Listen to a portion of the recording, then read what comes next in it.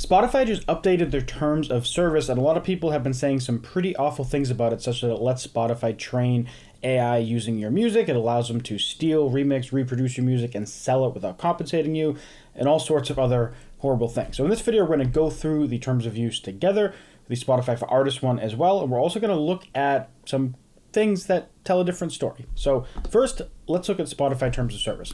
This is what was actually updated recently. This is the regular Spotify terms of use, they call it. And so this was updated August 26th, 2025. Different people have been looking at this and looking at the Spotify for Artists one. However, this one's actually been the same since 2021. And the first thing we're going to do is just look at the regular one, though. A lot of people have been referencing one particular section. So if we go down to user content, licenses you grant to us, user content.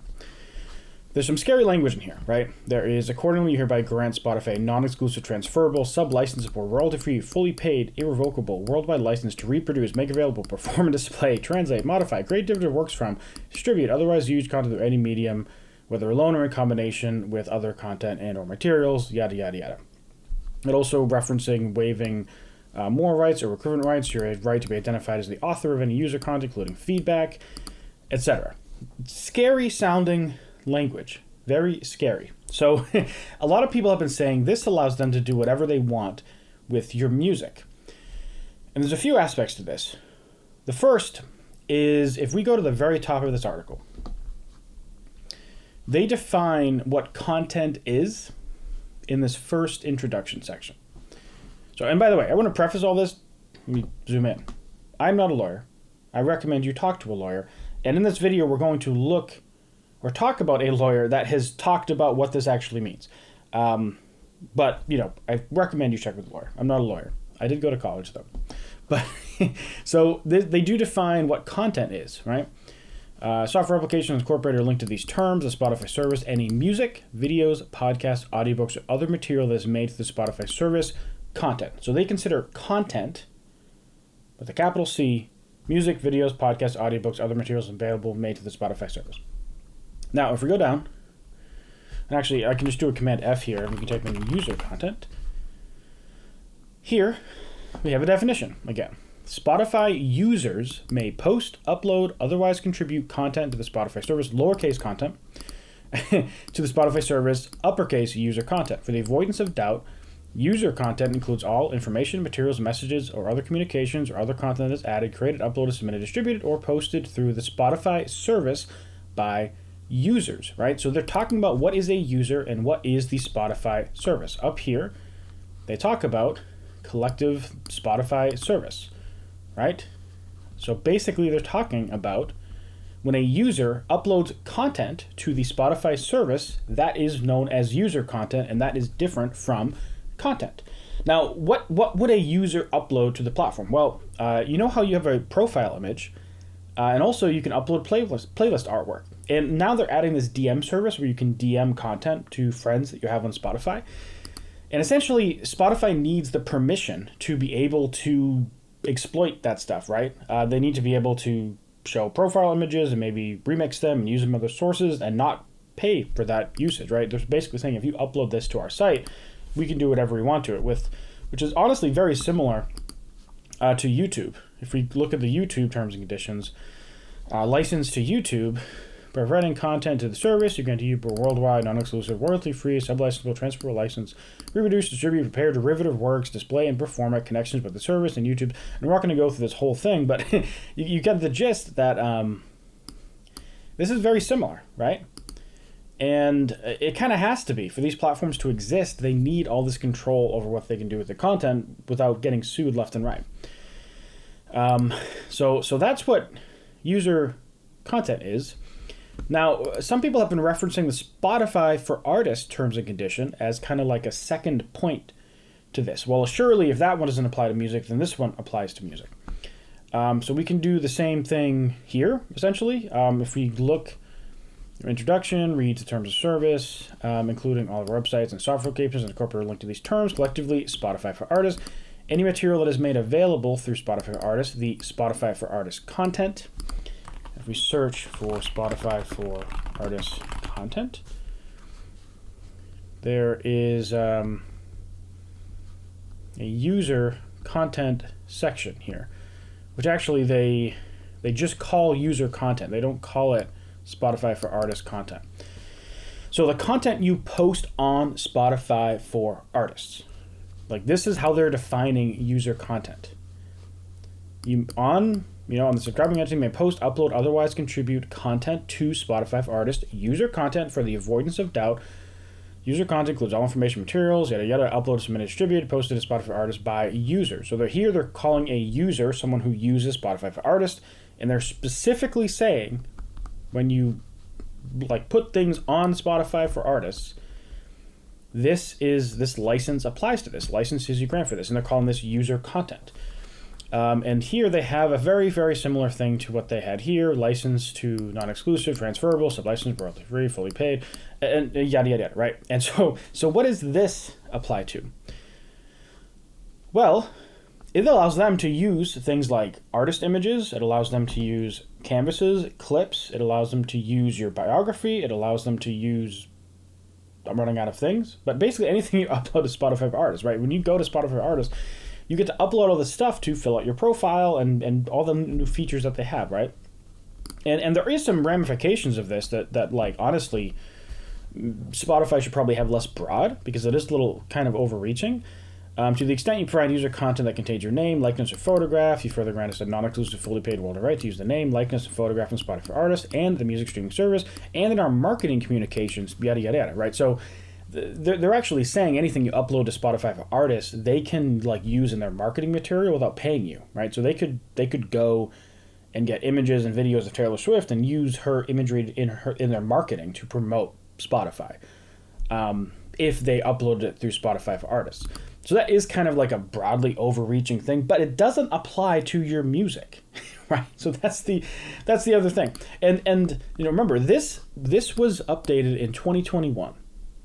So this isn't new. This has been around for 4 years. This one is the new one, right? So this is the new one. And you could say well, maybe they've been screwing us for years, but again, I just walked you through that it just applies to stuff that's uploaded. And for this one, maybe if you still think that this particular one is one that's actually applicable, this is the agreement. I'm in the Wayback Machine here for 2016, or actually 2014 is when this one was uploaded. And it's actually largely the same. Again, I'm not going to read the whole thing, but they do. Spotify users may post, upload, and contribute content to the service, including pictures, text, and playlist compilations, user content. So here they're even more specific about what the user content is, and they go down in here under consideration. You grant Spotify non-exclusive, transferable, sub-license, royalty-free, perpetual, worldwide license to use, blah, blah, blah. So I hope this makes it pretty clear. These terms have existed for over a decade. Let me zoom out for dramatic effect. These terms have existed for over a decade on at least Spotify. I didn't check the Wayback Machine for Spotify for Artists. And it's pretty clear, in my opinion, that it's just for content uploaded to Spotify. And then they have a separate one for Spotify for Artists that applies to just content uploaded to Spotify for Artists. So what actually does dictate the terms of use for your music? Well, this is actually another thing that kind of is a deep question that I don't really have an answer for you. If you go to, because really, when you upload your music, you don't upload it to Spotify. You upload it to a distributor, and then you sign an agreement with your distributor, and then that distributor has an agreement with the DSPs. I have learned that these agreements between DSPs and distributors are typically private, and you can't find them online. I looked, and I didn't look super hard. So if you find one, link it or something, or tell me how to find it, because I'd love to see it. But you can go in here and look at the distribution agreement. And you can go and read through this. I don't want to waste your time. This is going to differ by distributor. You can also just look at the terms of service, and you can see what rules or what things you're signing away in here. There actually is some remix feature or something that talks about allowing UGC and remixing content. And this is really for Instagram and YouTube audio library and stuff like that. But you agree to certain things in here, and again, this is also 2021, so this is not new. But there's often clauses in these distribution agreements that say things like you agree to abide by the terms of service set by the DSPs. So like you agree to all these terms, and then there's kind of like a catch-all in there that's like you agree to abide by the terms. And that's kind of like we can't possibly list and keep everything up to date all the time, so we're just covering our ass by adding this singular clause in here. I don't know how legal that is, but it's a thing. And so you'd have to look at your contract with your distributor to see like what are you actually agreeing to. But the reality is, again, these contracts that are public, one, they've been in case forever. So like if you're mad at them now, you should have been mad at them a decade ago. And two, it's basically the same on YouTube. And three, they're not applicable for the music anyways. The real agreement is with your distro. Now, if you don't trust me, maybe you'll trust a music lawyer. This is Ryan Schmidt. I've had him on my channel. I've known him for a long time.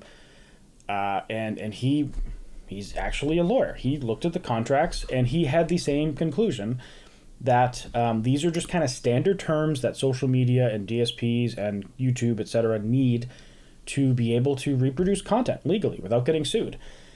And also in this video, he specifically says that this is the end user agreement. This is not the agreement that applies for music, and he is actually a lawyer. So trust him. And he's uploaded a clarification on this as well. But the reality is, like, if you don't trust me in this, then maybe you should trust him in this. And I want to add one more point just to complicate things further. Top Music Attorney, who I don't have queued up here, but is another YouTuber / content creator that is a lawyer, music entertainment lawyer, etc. And she made a video about this, and essentially it seemed like the same conclusion, but she added some nuanced opinions to it. One, she references a Disney case where someone died on a Disney property, and they went to sue Disney for wrongful death, and Disney was able to say, well, because they signed the terms of agreement for Disney Plus, they signed that agreement, so that applies to their death on our property. So basically they had to go to some special court thing. They were arguing they could do this special court process because of his agreement to Disney Plus, even though he died on the property. And that was like a legal recourse. And so Top Music Attorney's argument is that, like, yes, these agreements are separate, but technically in a court case, Spotify could try to argue that, well, you agreed to this one, so if you're a user of Spotify and you're uploading music to Spotify, they could argue that, well, since you're also a user, we can use those same rules to apply to your music. However, in the Disney case, what did happen is Disney threw that out. There was such ridiculous backlash to that Disney actually said, no, we're not gonna push for the arbitration based on the Disney Plus ruling. And so that's kind of like this loophole thing. It's not like a standard thing. It would be like a legal loophole. So that's why I said there actually are some situations in Spotify's contracts that seem like they're overly broad, and they're honestly probably just overly broad to protect them in niche cases or to allow them to do things in the future. And it would be nice if they tighten things out. But again, everyone is kind of jumping to conclusions on this. There's been a couple I don't want to call anyone out here, but someone posted this and it got like 500,000 views in like 4 days. There was like tens of thousands of artists like resharing this and posting it and spreading it further. So this is like a literal case of viral misinformation.